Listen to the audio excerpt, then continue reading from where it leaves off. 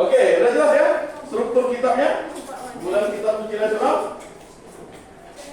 Awalnya bulan Kitab Suci Nasional ini hanya gereja lokal di Indonesia aja. Kalau memperingati Minggu Kitab Suci itu pada Januari. Kalau di dunia ya, gereja Katolik dunia. Nah, memang tuh, udah jelas nih? Udah ya? Mau saya hapus? Bentar. Ya memang tidak akan jelas. Saya tidak mau ngasih jelas, nanti kalian tidak belajar.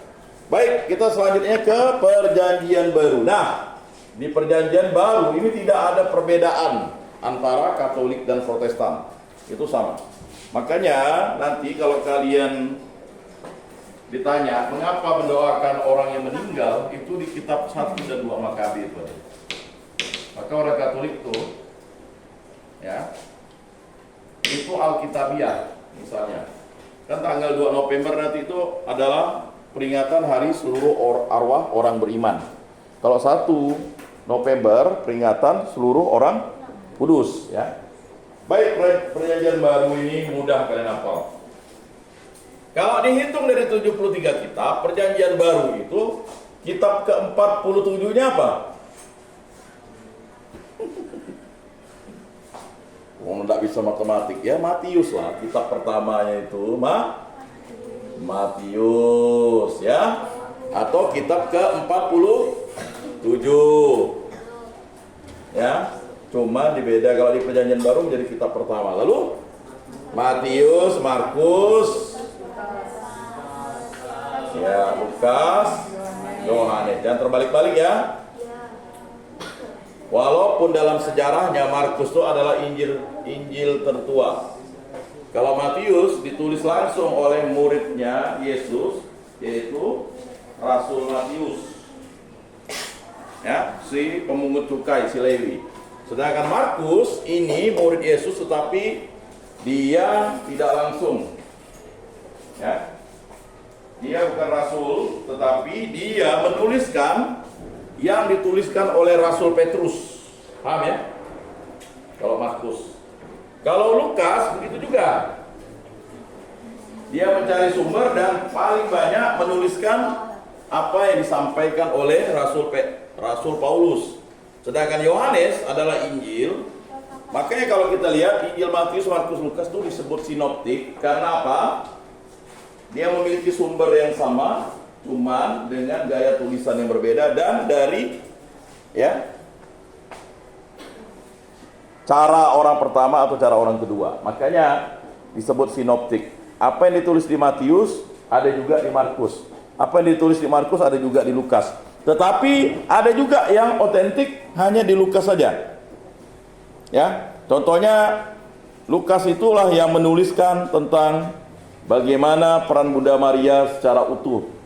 Berikutnya Yohanes itu disebut dengan Injil Iman, maka disebut Injil Yohanes. Dia ditulis itu sekitar Yohanes berusia 90 sampai 95 tahun lah.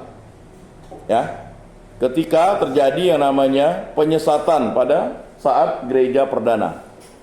Maka Injil Yohanes disebut Injil Iman dan mengingatkan kembali tentang pada mulanya adalah firman.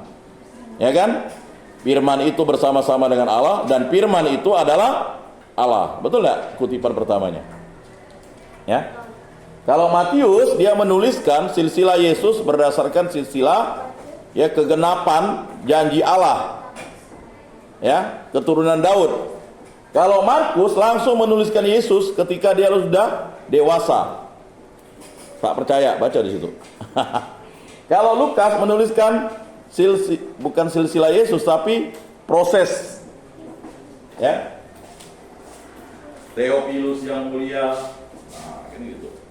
Nah, Lukas juga ini menulis yang namanya, kalau ini mudah ya ngapalnya, MMLK lah ya.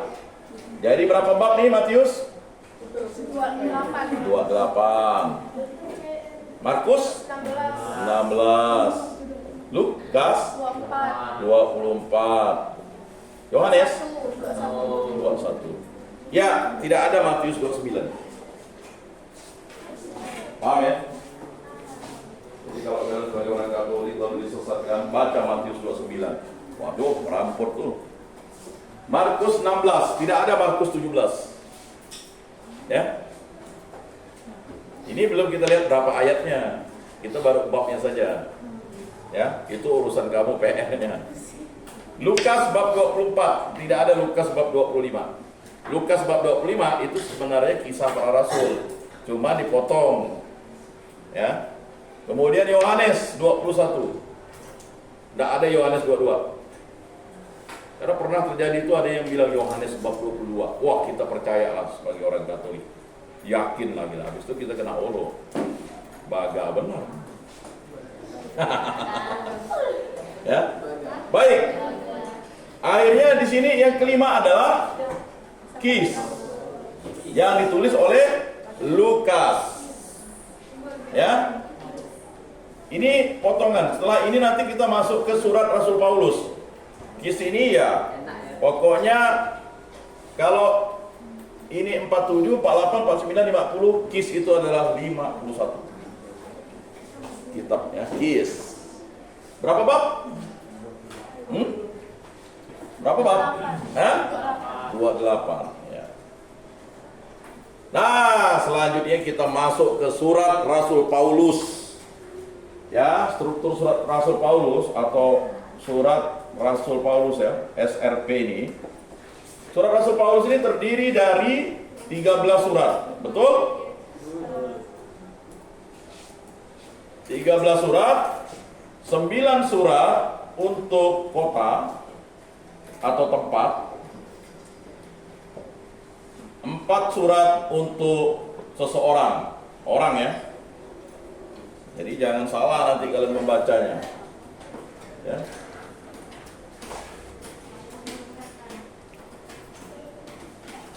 Nah, jelas di situ. Dimulai dari, ya, dimulai dari mana? Ya, dimulai dari Roma kah? Roma kelapa. Wah, parah kamu. Parah. Hah? Udah? Roma kelapa. Ini saya hapus dulu, ya. Nanti kalian akan memahaminya. Nah, surat Rasul Paulus itu, makanya kalau membacanya itu bukan kita lihat bacaan dari Roma, bab indah. Ya. Bacaan dari surat Rasul Paulus kepada jemaat di Roma. Kalau kalian jadi lektor atau lektris nanti ya. Jadi yang keenam ini dah jelas pasti Roma. Mengapa gereja itu pusatnya primus inter paresnya pindah ke Roma? Itu karena Petrus yang memindahkan ini di sana, dan Petrus disalib terbalik. Bukan salib Dajjal. Petrus yang minta dibalik salibnya. Dan Paulus dipenggal di sana dan darahnya dihamburkan di jalan di Roma. Dan surat Rasul Paulus kepada jemaat di Roma. Nah, yang ini mudah ngapalnya, pasti 1 Korintus. Nah, 2 kali suratnya, 2 Korintus. Berikutnya, yang ke-9 apa? Hah? Galatia atau Galasia. Betul nggak? Betul, salah. Hah? Betul. Udah Galatia apa? Efesus yang sering salah. Saya pun sering salah. Bukan Efesius, Efesus. 11? Filipi. Ya, baru Kolose. Nah, ini yang boleh kalian hafal, GEF ya. GEFK. Ini agak beda terbalik di sininya. Baru yang ke-13 adalah 1 Tesalonika. Tesalonika bukan nama perempuan, tapi nama tempat. Surat pertama kepada jemaat di Tesalonika. Ini yang sering keliru, ya. Berikutnya yang ke-15 baru untuk orang. 1 Timotius. Nah, kalau Timotius bukan waktu membaca bukan surat pertama kepada jemaat Timotius, surat pertama kepada Timotius. Ke-16 apa? 2 Timotius. 17 apa? Titus. 13 apa? Filemon. Nah, Roma berapa bab? Hah? 16. Korintus, 1 Korintus? 16. 2 Korintus? 13. Kemudian Galatia?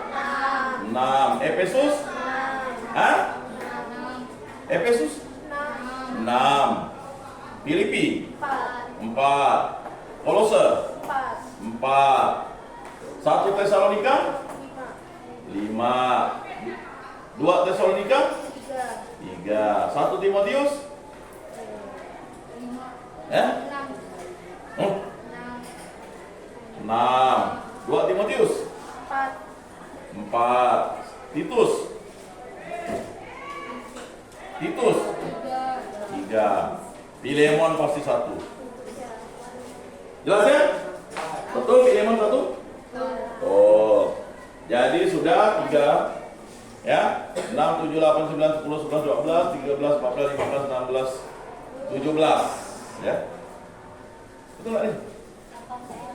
18. Sudah 18, tinggal ya. Nah, kita ke bawah nih. Ke-19 itu disebut dengan surat-surat Kristen atau surat-surat Katolik. Dimulai dari belum ada surat ke-19 yang setengahnya ditulis oleh Rasul Paulus, tetapi yang lainnya Rasul Paulus tidak pernah mengatakan. Surat kepada jemaat Ibrani, ya, surat kepada jemaat Ibrani, pada orang Ibrani ya. Berapa bab? 13. Baru nanti ke-20 itu adalah surat-surat Kristen. Dimulai dari surat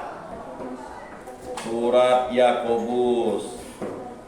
21 1 Petrus. 22 2 Petrus, betul? Ya, kok Tobit? 23 1 Yohanes. 24 2 Yohanes. 25 3 Yohanes. Ya, tadi yang bilang 3 Samuel itu bukan 3 Samuel, 3 Yohanes. Baik, berapa? Ini main gasak pula dia. Surat Yakobus berapa? Berapa bab? Hah? Surat Yakobus berapa? 5 bab. Betul. Cari, ayo. Mana? Berapa? Surat kepada jemaat Ibrani kan 13. Surat kepada dia ditulis di teh botol. Surat Yakobus berapa? 5. Surat 1 Petrus berapa? 4. Surat 2 Petrus? Ada yang 5, ada yang 4. Ayo buka. 5. Surat Yakobus 5.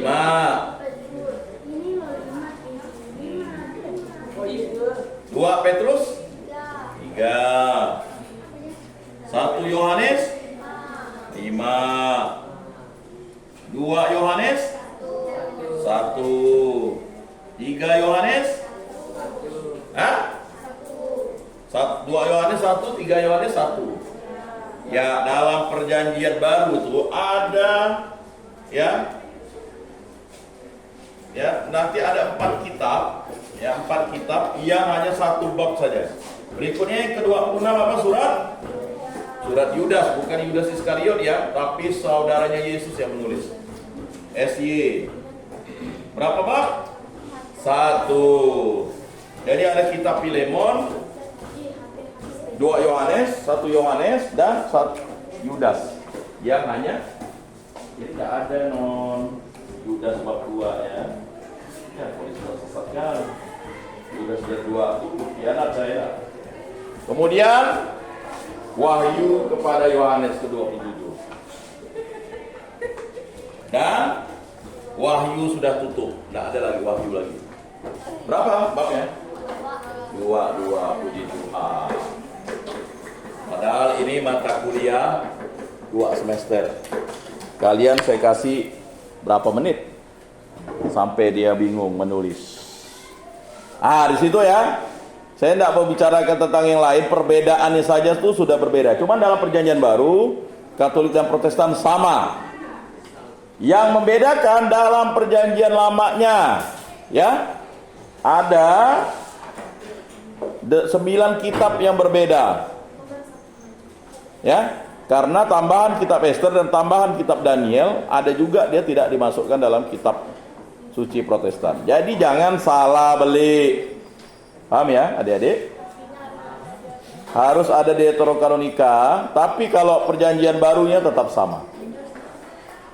Jadi itulah pengetahuan yang dapat saya transfer. Ini sih lama nih belajarnya.